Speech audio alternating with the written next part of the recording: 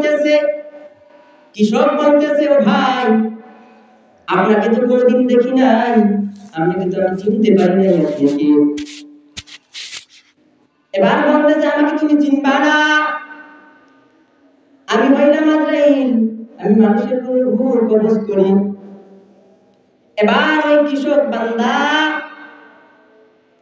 অজরে হাসতে আছে, সুবহানাল্লাহ, যে কত বড় দামি বান্দা আজরাইলকে দেখে হাসে। আর আপনার আমার অবস্থা কি হবে? এবার আজরাইল প্রশ্ন করলেন, ও ভাই আমি তো আজরাইল, আমাকে দেখে তো মানুষ হাসে না, আমাকে দেখে তো মানুষ হুঁশ হারাইয়া ফেলেন, তুমি কেন হাসতেছ? বলতেছো, ভাই আজরাইল, আমার জীবনের স্বপ্ন হলো আপনার সাথে যখন মোলাকাত করব, আপনার সাথে যখন মোলাকাত করব, আমার আল্লাহ তাআলার কাছে যাওয়া হইল,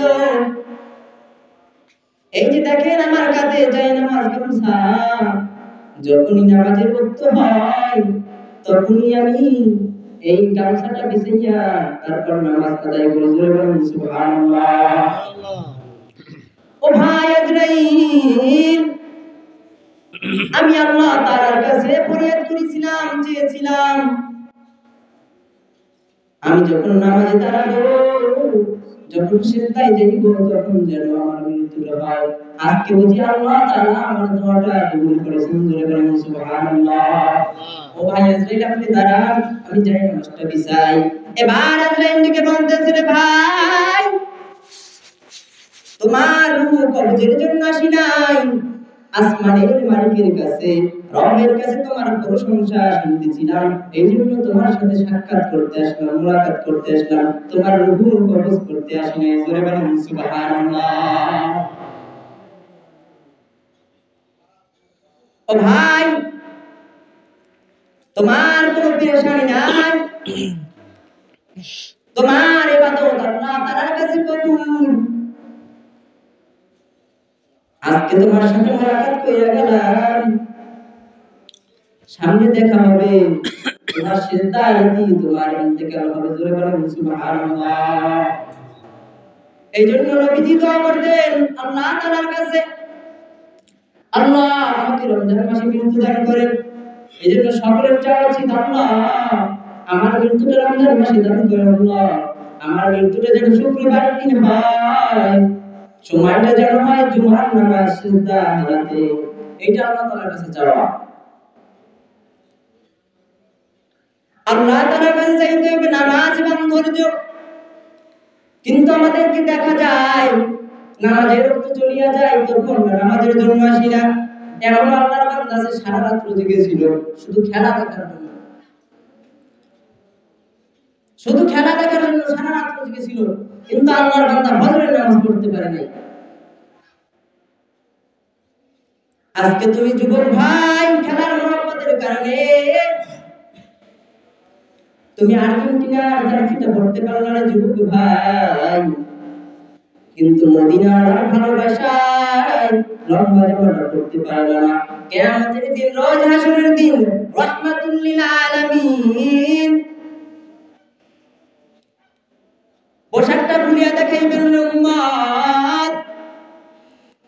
তাইফের ময়দানে দুষ্ট কাফেররা কি পরিমাণ আমাকে পাথর মারলো, আমার পিঠটা চারুলের মতো ছিদ্র হয়ে গেল, আর তুমি পারলে না আমার রবকে একটা সিজদা দিতে। আমি কি নিয়ে তোমার কি আমরা আমল নিয়ে সুপারিশ করব? সেই দিন আমি জুবাইর ইসলামের উপায় হবে কি? সেই দিন আপনার আমার উপায় হবে কি? আমার জুলাই 3টা মাস উম্মত আগুন জ্বলে নাই,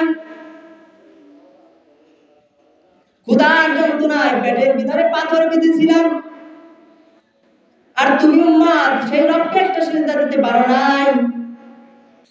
আজকে কি নিয়ে তোমাকে আমি জান্নাতে নিব? তুমি বলো। সেই দিন আমি কিছুই জানি না, আমি কিছুই জানি না।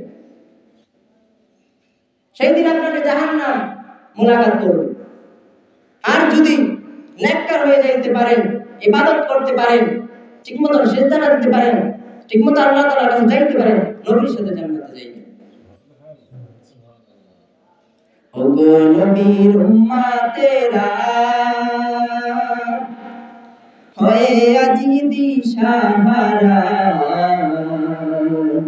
কোরআন হাদিস ছেড়ে চলো যখন যাহা চাই মনে, নবী বিনে কে তরাবে পুসিরাত মিশানে, নবী বিনে কে তরাবে পুসিরাত মিশানে। নবী আমার জীবন ভরে দিনের লাগি কষ্ট করে, দান দান শহীদ করিলেন উহুদেরই ময়দানে, নবী বিনে কে তরাবে পুসিরাত মিশানে। নবীর মায়া নাই কি তোমার,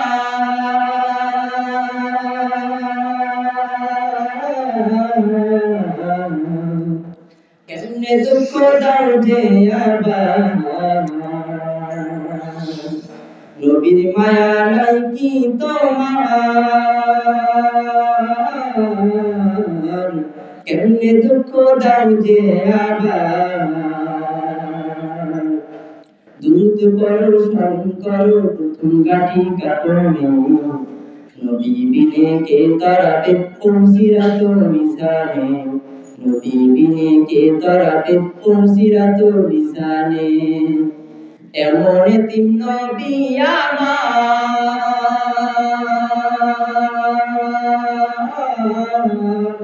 পিতা মাতা নাই যে তাহার, তারপরেও কত মারা মারল তাকে দুশমনে, নবী বিনে কে তরাবে পুসিরাত মিশানে, নবী বিনে কে তরাবে পুসিরাত মিশানে। মুসলমান ইমানদার আল্লাহর গোলাম, যদি মালিকের পরিচয় পাইতাম তাহলে শীতের রাতে ঘুমায় থাকতে পারতাম না।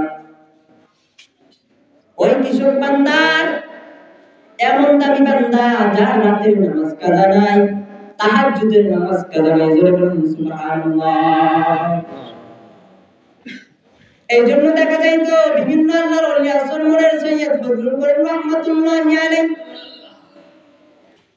গভীর রাতে যখন উঠতেন জিকির করতেন আর চোখ বেয়ে পানি পড়তো, আমার কি উপায় হবে, আমার কি উপায় হবে। রাহমাতুল লিল আলামিন সাইয়্যিদুল মুরসালিন খাতামুন নবিয়্যিন, যার জীবনে একটা গুণ তো দূরের কথা, যার জীবনে একটা ভুলও নাই, জোরে বলেন সুবহানাল্লাহ। সেই রাহমাতুল লিল আলামিন সাইয়্যিদুল মুরসালিন খাতামুন নবিয়্যিন, তিনি শুধু উম্মতের জন্য কান্না করতেন, তিনি শুধু উম্মতের জন্য কান্না করতেন। নবী করিম সাল্লাল্লাহু আলাইহি ওয়াসাল্লাম অসুস্থ, এবার একে একে আবু বকর রাদিয়াল্লাহু তাআলা আনহুকে নামাজের জন্য সামনে দিলেন। আবু বকর রাদিয়াল্লাহু তাআলা আনহু দিন বাঙ্গাওয়াজে কোরআন তিলাওয়াত করতেছে।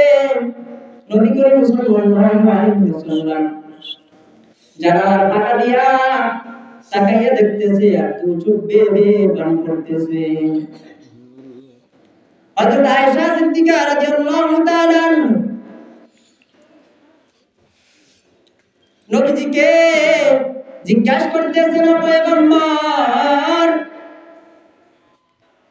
আমি আয়েশা সিদ্দিকা রাদিয়াল্লাহু তাআলা 6 বছর বয়সে আপনার সাথে বিবাহ হইল, 9 বছর বয়সে আপনার সাথে ঘর সংসার করতে আসলাম। অল্প বয়স ভুল ত্রুটি খেদমতে ত্রুটি হতে পারে, ও পয়গম্বর আপনি এই জন্য বুঝি হযরতে কান্না করতেছেন। নবী করিম সাল্লাল্লাহু আলাইহি ওয়াসাল্লাম বলতেছেন, আয়েশা তোমার সাথে আমি কোনো বেজার না, তোমার সাথে আমি কোনো রাগ না, আজকে আমার জীবন সার্থক। যে ইসলামের জন্য, নামাজের জন্য আমি তায়েফের ময়দানে রক্ত ঝরাইলাম, উহুদের ময়দানে রক্ত ঝরাইলাম, নিজের জন্মভূমি ত্যাগ করলাম, আজকে আমার সেই ইসলাম সার্থক। কিন্তু আজকে সেই নবীর উম্মত ইচ্ছাকৃতভাবে নামাজ কাজা করতেছি, শুধু নামাজ কাজা করতেছি না, হাঁটতে চলতে সমস্ত ক্ষেত্রে মিথ্যা আশ্রয় নিতেছি। আল্লাহ তাআলা ওই বান্দাকে ক্ষমা করবেন যে আল্লাহ তাআলার প্রতি ইহসান করেন, দয়া করেন, জোরে বলেন সুবহানাল্লাহ। আল্লাহ তাআলা কোনো নাফরমানকে ক্ষমা করবেন না। যারা ইচ্ছা করে গুনাহ করতেছেন, ইচ্ছা করে নামাজ কাজা করতেছেন, তাদেরকে আল্লাহ তাআলা ক্ষমা করবেন না। আল্লাহ তাআলা ক্ষমা করবেন ওই ব্যক্তিকে যে আল্লাহ তাআলার কাছে নত হয়, বিনয় হয়, ভুলের ক্ষমা হয়, প্রতারণার ক্ষমা হয় না। আল্লাহ তাআলার কাছে আমরা প্রতিনিয়ত প্রতারণা করতেছি। আল্লাহ তাআলার পরিচয় আসলে আমাদের ভিতরে নাই।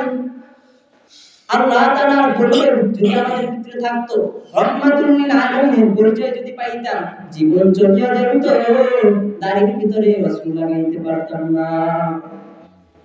কিয়ামতের দিন, রোজ হাসরের দিন উসিলা দিয়া মাফ করবেন, উসিলা তালাশ করবেন। কিন্তু আমি জুবার ইসলামের এমন কোন উসিলা নাই যে উসিলা দিয়া আল্লাহ তাআলা ক্ষমা করবেন। ও যুবক বন্ধুরা আমার, মা বাবার প্রতি ইহসান করো, দয়া করো। আমি ওই বাবার সন্তান। আমার মা যখন অসুস্থ, তখন আমার পরীক্ষা চলে, মা অসুস্থ, মা রান্না করতে পারে না, আমার বাবা নিজে পাক করে রান্না করে তারপর আমার খাওয়াইছে। আজকে বিভিন্ন ময়দানে, বিভিন্ন মসজিদে কথা বলিয়ে কথা বলার যোগ্যতা আমার এক মুহূর্তের জন্য নাই, একমাত্র আল্লাহর জন্য প্রভু মা বাবার দোয়া। ওগো মা তুমি এই ধরনের সৃষ্ট নিয়ামত, তোমারই পদতলে রয়েছে জান্নাত। ওগো মা তুমি এই ধরনের সৃষ্ট নিয়ামত, তোমারই পদতলে রয়েছে জান্নাত। এই পৃথিবী থাকতো গো ফুল পাখিহীন, এই পৃথিবী থাকতো গো মায়ামহীন, এই পৃথিবী থাকতো গো ফুল পাখিহীন, এই পৃথিবী থাকতো গো মায়ামহীন, যদি না পেত তোমার, যদি না পেত তোমার মায়ার হাত।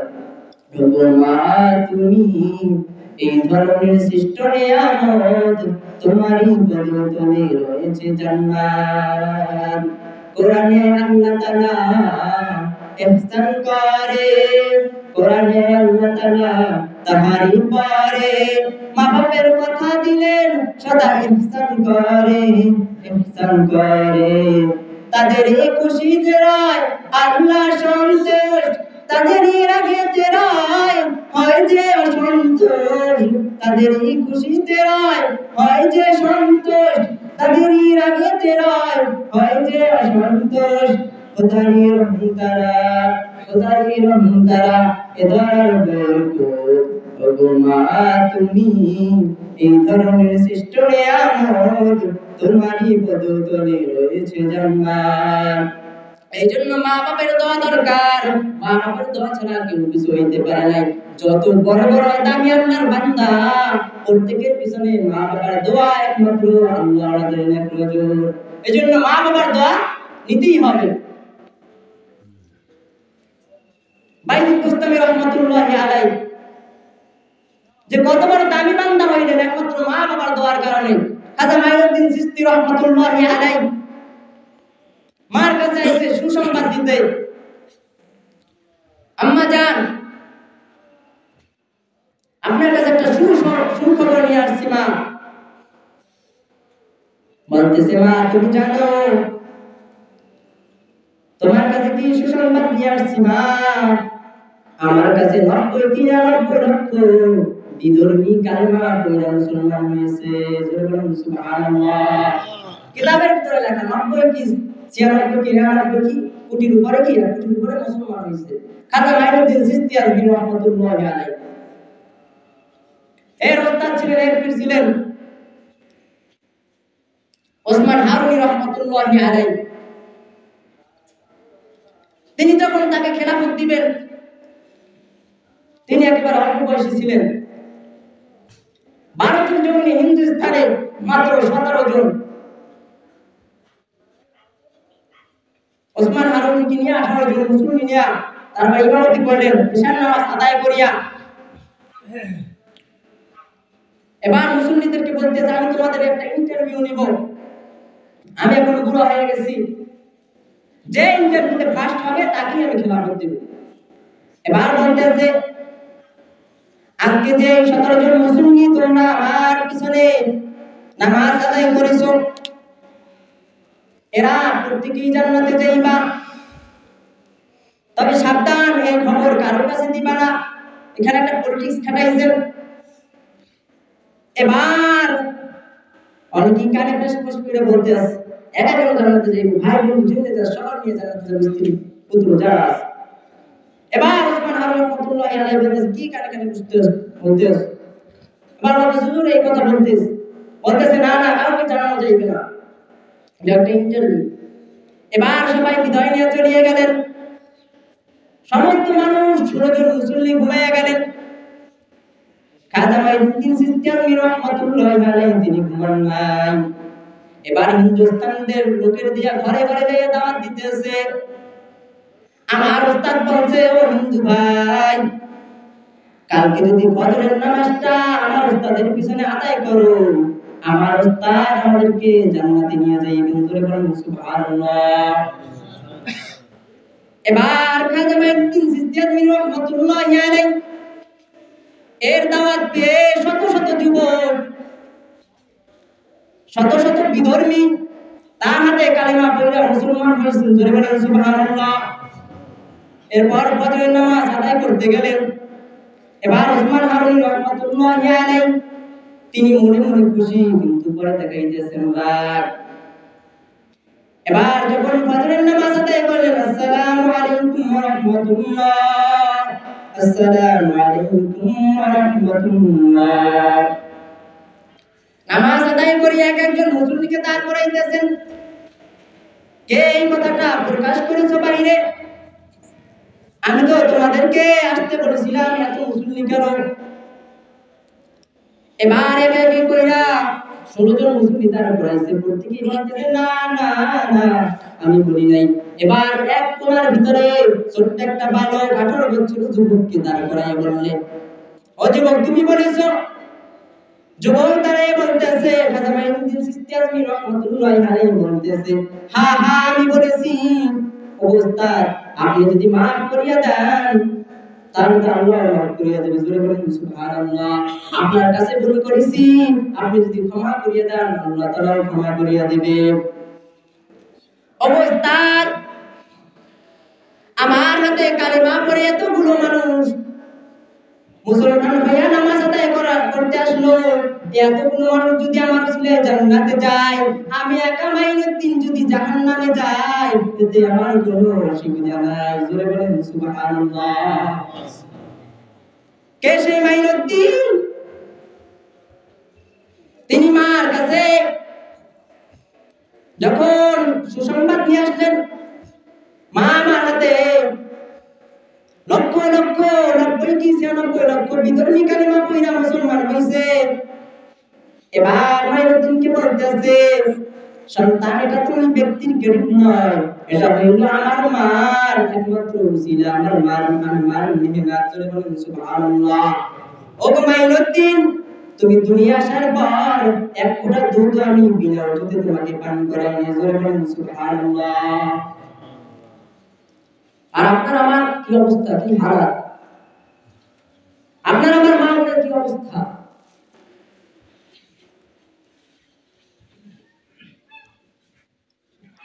কিতাবের ভিতরে আসছে, ঘরের ভিতরে যদি কোনো পুরুষ নাও থাকে, এরপরেও মহিলাদের মাথায় কাপড় থাকতে হবে। কিন্তু দেখা যায় কি আলেম, কি হুজুর, সবাই ঘরে এখন বেপরদা। আমার বংশের ভিতরে অনেকের ভিতরে বিপর্দা, আকাশ ঢুকেছে ছাদের উপরে, স্টার জলসা। এটা প্রত্যেকেই মুসিবতের ভিতরে আছি। এই জন্য আল্লাহ তাআলার কাছে পানা চাই, আল্লাহ আমি গুনাহগার, তুমি দয়া দাও।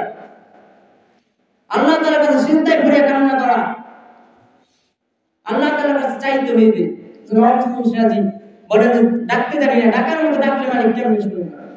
একজন কৃষক কত বড় দামি বান্দা হয়ে গেলেন যে আজরাইলের সাথে হাসতে আছে, যারা খাঁটি মুসলিম তারা হেসেই যাবে। এই জন্য যতটুকু আলোচনা করলাম সর্বপ্রথম আমি জীবন ইসলামকে আমল করার তৌফিক দান করুন এবং আমাদেরকেও সঠিক কথাগুলো বোঝার এবং মানার তৌফিক দান করুন। ওয়া আখিরি দাওয়ানা আলহামদুলিল্লাহ।